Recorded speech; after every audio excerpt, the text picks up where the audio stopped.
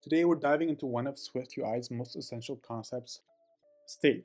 Now, if you're just starting out with SwiftUI, understanding state is key to making your apps dynamic and interactive. In this video, we're going to keep things simple and look at a basic example where we check how many times a button gets tapped. And by the way, you can find the source code for this example in the description below, so feel free to check it out. And to begin, let's talk about what state actually is. In SwiftUI, state is a property wrapper that lets us store and manage data for our views. Anytime the state changes, SwiftUI automatically updates the view so your app feels responsive and interactive without you having to manually reload anything. Now that we know what state is, let's start coding.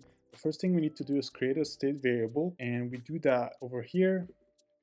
So let's do it. So we do state, and then let's do private variable, and then let's call it tap count. And we're gonna initialize it to 0. So over here, we define the body of the view, and then we use a vertical stack to arrange elements. Now over here, we're gonna remove the image, and we're gonna leave the text hello world because we're gonna change it to tap count.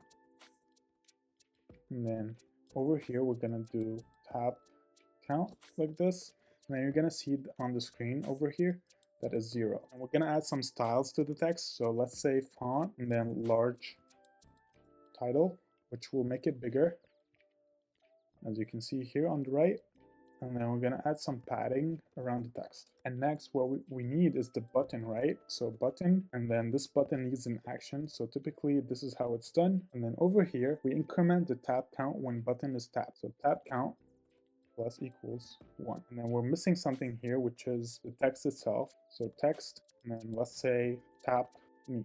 So this is the button's title. And now let's add some styles to this as well. So dot font, and then let's say title, for example. And then let's add some padding around the text. And then we can do background, and then color dot blue, for example.